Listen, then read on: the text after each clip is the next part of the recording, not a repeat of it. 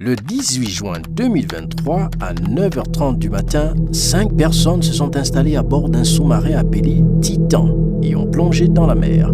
Ils allaient voir l'épave du Titanic. Ce célèbre navire historique qui avait sombré dans la mer il y a environ 100 ans. Il s'agit d'une forme extrême de tourisme d'aventure et c'est très coûteux. Chaque personne à bord du sous-marin a dépensé plus de 222 000 $ américains pour quelques heures de visite. Ce voyage est si cher car l'épave du Titanic est cachée en profondeur dans la mer, plus précisément à 3810 mètres sous la surface de l'eau. Le sous-marin a commencé son voyage sous l'eau et il fit environ 2 heures pour atteindre la profondeur de 3810 mètres. À intervalle de 15 minutes, ce sous-marin envoie un signal au navire de soutien situé à la surface de la mer appelé le Polar Prince. C'est leur seul canal de communication avec le monde externe. Ce jour-là, le 18 juin, il ne s'était écoulé qu'1 heure et 45 minutes depuis que le sous-marin avait perdu soudainement le contact avec le navire soutien. À 16h30, l'heure à laquelle le sous-marin aurait dû remonter après sa visite, il n'y avait aucune trace de ce dernier. À 19h10, l'équipe à bord du Polar Prince a décidé d'informer les gardes-côtes américaines. C'est à partir de ce moment-là qu'une recherche internationale de 4 jours a commencé. Une opération de recherche et de sauvetage à grande échelle a été lancée pour retrouver ce sous-marin. Des avions, des navires et des véhicules robotisés ont également été utilisés. Tout le monde se posait une seule question. Qu'est-il arrivé à ces passagers ? Prenons le temps de comprendre toute l'histoire du submersible Titan. L'endroit où ce sous-marin a disparu se trouve dans l'océan Atlantique près du Canada. Regardez cette carte. À 600 km de Terre-Neuve, une île canadienne. À cet endroit, dans les profondeurs de l'eau, vous trouverez l'épave du Titanic brisée en 2 parties. La proue et la poupe sont situées à environ 800 mètres l'une de l'autre. Le submersible Titan qui a disparu ici n'était pas un sous-marin, mais un submersible. Ces deux mots se ressemblent beaucoup. Jusqu'à présent, j'utilisais le mot sous-marin pour simplifier les choses. Mais il y a une différence très importante entre ces deux mots. Les sous-marins ont leur propre propulsion. Ils peuvent partir d'un port pour aller en mer et en revenir de manière indépendante. Mais les submersibles ne peuvent pas le faire. Pour lancer un submersible dans l'eau et le faire revenir, un navire de soutien est nécessaire. Un navire qui se trouve à la surface de l'eau et qui contrôle tout. Dans notre cas, ce navire de soutien était le Polar Prince. Toute cette opération a été menée par une entreprise appelée Ocean Gate, dont le PDG était Stockton Rush. Souvenez-vous de leur nom car ils jouent un rôle important dans cette affaire. Par profession, il était ingénieur aérospatial. En 2009, il a fondé l'entreprise Ocean Gate, une société privée dont le but était d'emmener des personnes fortunées en expédition en haute mer à des fins touristiques. Cette entreprise a commencé à proposer des visites du Titanic en juillet 2021. Avant cela, elle proposait des visites d'autres épaves et zones maritimes. Comme vous pouvez le voir sur le site web, en plus du Titanic, il y avait des expéditions aux Açores et aux Bahamas. Titan n'était pas le seul submersible de cette entreprise. En plus de celui-ci, Ocean Gate possédait 2 autres submersibles, Antipode et Cyclope. Antipode pouvait descendre jusqu'à une profondeur de 304 mètres et Cyclope jusqu'à 500 mètres. Mais Titan était conçu pour descendre à 4000 mètres, soit 4 km sous l'eau. C'est pourquoi c'était le seul submersible capable d'aller jusqu'au Titanic. Pour visualiser l'effrayante profondeur de 3800 mètres, regardez ce graphique créé par The Washington Post. Les mesures sont en pieds ici. Normalement, la taille d'un homme est d'environ 6 pieds. L'iceberg qui a heurté le Titanic était à 100 pieds au-dessus de la surface de l'eau et plusieurs fois plus profond sous l'eau. 130 pieds est la profondeur maximale à laquelle les plongeurs sous-marins récréatifs peuvent aller en plongée sous-marine. À 650 pieds, une zone de crépuscule où seule une faible quantité de lumière peut pénétrer les profondeurs de l'eau commence. 1600 pieds était la plus grande profondeur des opérations de sauvetage sous-marin jamais réalisées à ce jour. À 2600 pieds de profondeur, les calmars géants nagent. Les calmars géants sont si effrayants qu'ils semblent venir d'une autre planète. Regardez ces photos. Si vous descendez encore plus bas, une zone sombre commence après 3800 pieds. Aucun rayon de soleil ne parvient en dessous de cette marque. Tout devient noir après cela. La température de l'eau ici est d'environ 4 degrés Celsius. Maintenant, si vous descendez encore plus bas, à partir de là, à 5000 pieds, 6000 pieds, 8000 pieds, 10 000 pieds, puis vous atteignez enfin 12 500 pieds. C'est là que se trouve le fond de l'océan où repose l'épave du Titanic. La pression à cette profondeur est presque 400 fois plus élevée que la pression en surface. Donc, quel que soit le submersible qui descend à cette profondeur, sa conception doit être minutieusement réfléchie. La vitre pour regarder à l'extérieur ou la taille de la fenêtre ne peut être que de cette dimension. La fenêtre du submersible Titan, appelé hublot, était le plus grand hublot jamais installé dans un submersible privé à ce jour. Le submersible Titan n'était pas très grand. Il avait une capacité d'accueil de seulement 5 personnes. Sa forme principale, appelée coque, était en fibre de carbone. 2 capuchons en titane étaient fixés à l'extrémité et sa longueur était d'environ 6,7 mètres. Il pesait plus de 10 400 kg. Dans sa conception, vous pouvez remarquer qu'il y avait 4 propulseurs électriques à l'extérieur, 2 horizontaux et 2 verticaux, à travers lesquels il pouvait être polité. Maintenant, notez un fait intéressant. Ce sous-marin était contrôlé par une manette de jeu vidéo. Ce n'est pas aussi étrange que ça en a l'air, car la marine américaine contrôle également ses sous-marins et les périscopes à partir des hublots pour voir à l'extérieur grâce à des manettes Xbox. Eh oui, tout le sous-marin Titan était contrôlé grâce à une manette de jeu vidéo. Cela signifie que le pilote qui opérait le submersible dans l'eau utilisait également cette manette de jeu.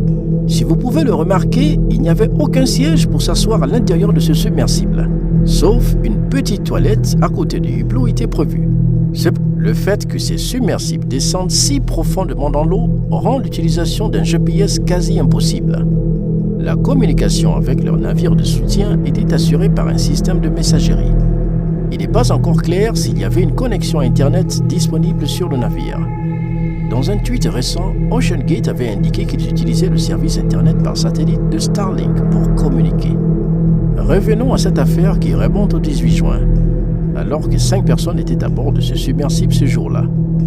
Le premier était Hamish Harding, un milliardaire britannique de 58 ans. Il était un aventurier et détenait 3 records mondiaux du livre de Guinness. En 2016, il est allé au pôle Sud avec l'astronaute Buzz Aldrin. À une époque, il a plongé pendant 4 heures dans la partie la plus profonde de l'océan, la fosse des Mariannes. Et l'année dernière, il a fait partie du vol suborbital de Blue Origin, lancé par la société d'exploitation spatiale de Jeff Bezos. Le deuxième passager était Paul-Henri Nargeolet. Âgé de 77 ans, ancien combattant de la marine française, il avait visité l'épave du Titanic 37 fois. Il était le directeur de recherche sous-marine du RMS Titanic. Le troisième et quatrième passager était un homme d'affaires britannico-pakistanais, Shahzada Dawood, et son fils de 19 ans, Suleiman. Il était le propriétaire de l'une des plus grandes entreprises du Pakistan. La tante de Suleiman a déclaré que ce dernier avait en réalité peur d'y aller. Mais il est parti avec son père pour lui faire plaisir et l'accompagner dans ce voyage. Comme je vous l'ai dit, ce jour-là, le submersible communiquait avec le navire de soutien toutes les 15 minutes. Cette communication s'est arrêtée à 11h15. Après cela, aucune communication ni signal n'a été reçu.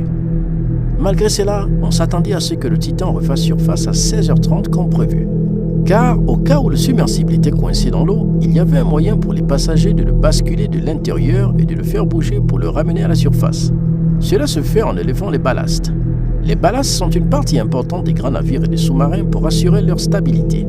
Ce ne sont rien d'autre que des poids lourds. Avec leur aide, les sous-marins peuvent descendre dans l'eau. Autrefois, les pierres et les sacs de sable étaient utilisés comme ballast. Mais aujourd'hui, les sous-marins utilisent des ballasts d'eau. Les réservoirs de ballast sont remplis d'eau pour augmenter le poids et faire descendre les sous-marins dans l'eau.